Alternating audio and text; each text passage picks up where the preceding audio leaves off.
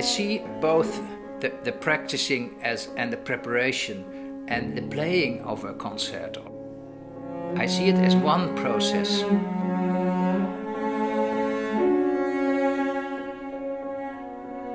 It's not that the practicing is a sort of obligatory thing you have to do and then the concert is there, but it has to be a gradual way of climbing up that you really can give a great concert.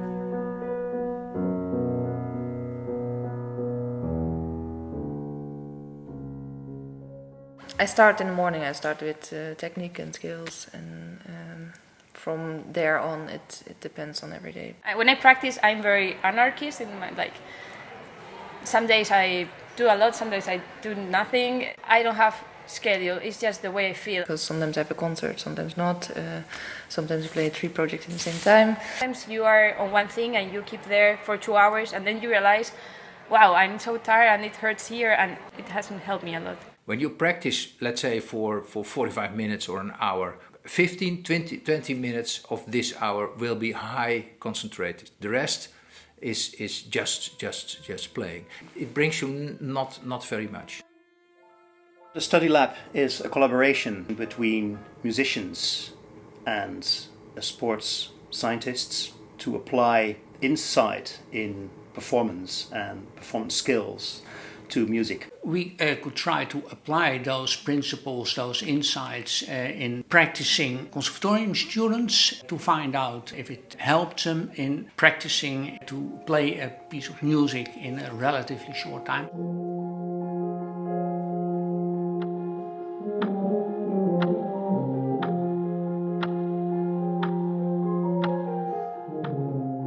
Klickstein wrote a book about all aspects of musicianship. There I found the idea of this 20 minutes schedule. 20 minutes works and 5 resting. It's like you are more aware of the time you have. In the beginning it was a bit hard because after 20 minutes your alarm goes off and you're like, oh, but I'm not finished, 1 more minute. In these 20 minutes you have to make for yourself a very defined target, a very defined goal. I want to do this, to practice this and this and this in this 20 minutes. Often called deliberate practice, yes, but that you think of what you are doing. Did you attain the results you wanted? If not, what's the cause of that? Try to change that. I mean, it sounds so logical, but sometimes you just forget. You think, I have half an hour to practice. You take a cello and you practice without having like a clear idea of what I have to do.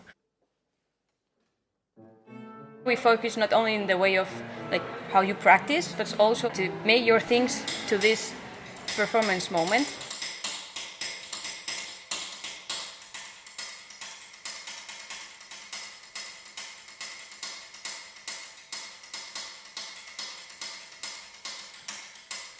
When I go on stage, it's disaster. When I wake the day I have some voorspielavond, something to do, I'm already nervous. There's always a big difference in level during their performance on a lesson finally they play a concert. Yeah, I cannot eat. I have cold, then I'm sweating. I cannot see anything, feel anything. It's often that a dip in concentration. You have the risk that you make mistakes. Mistakes makes you less secure. Before entering the concert, I'm really like. It's like something here switches off and everything goes, and I can like not do anything to make it better. It feels that if I make a mistake, I fall into this deep hole where I have to climb out.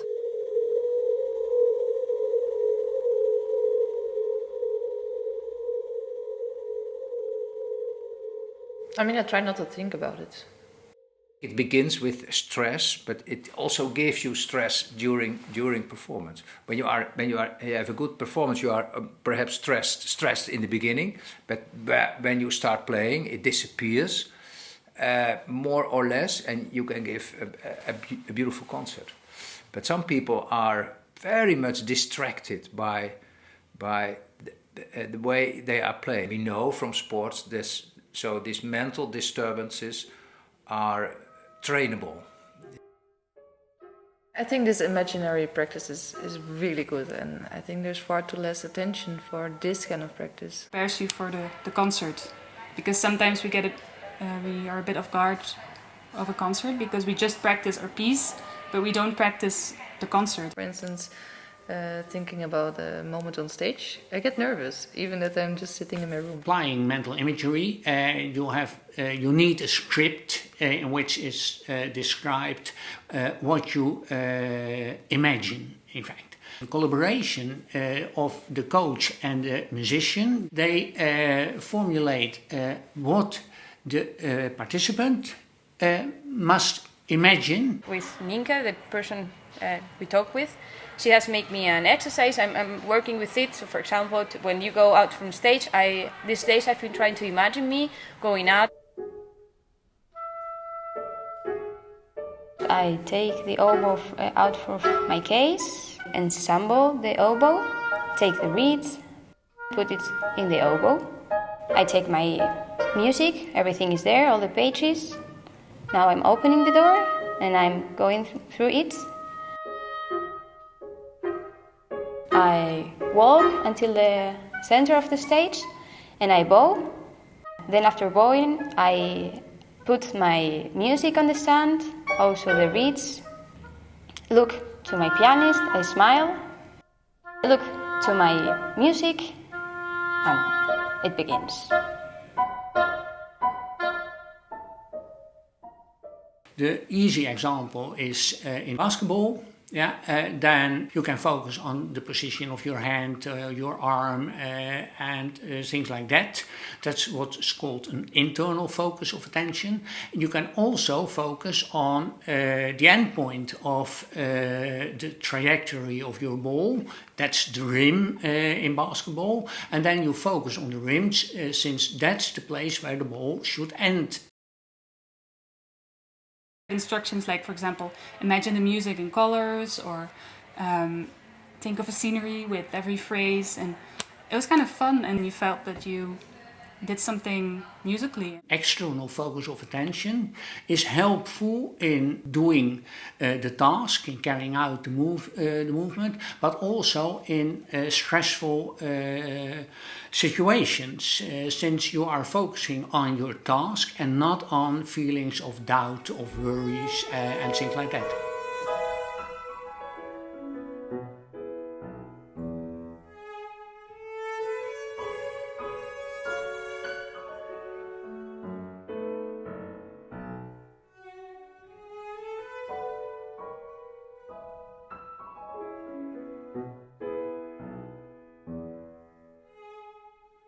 We had a tryout after 3 days, which we could choose how much we played.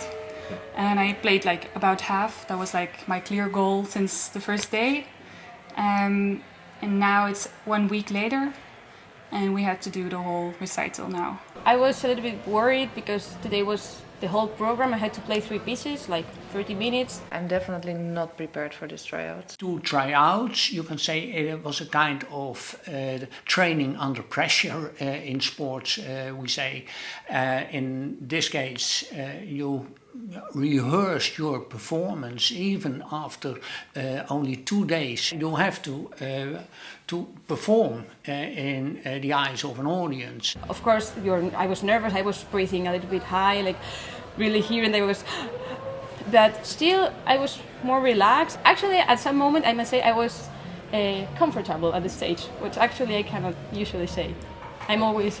Every opportunity to play it for people, you have to do it. Makes no difference where. It's a way of training under a slight stress. Training under stress is a very good way of training.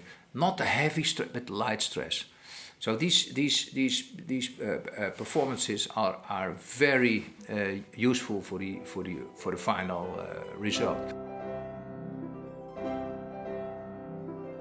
We have strong indications that they practice more efficient.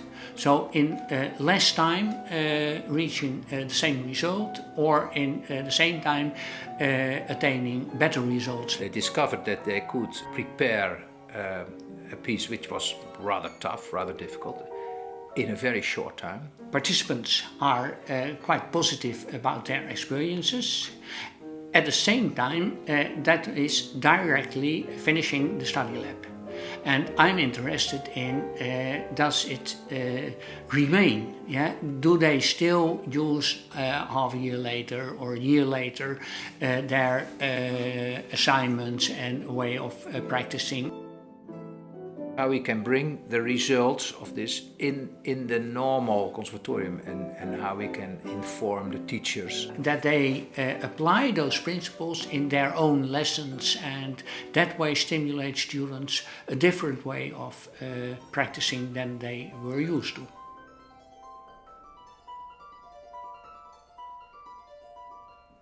Mostly everything is connected with music and conservatorium and students and studying music is rather romantic, you know. You have the talent and you practice and it will all come by itself. But there is, of course, an artistic part, but there is also a very rational part, which is just training and preparing. I think we are just at the beginning with this study lab.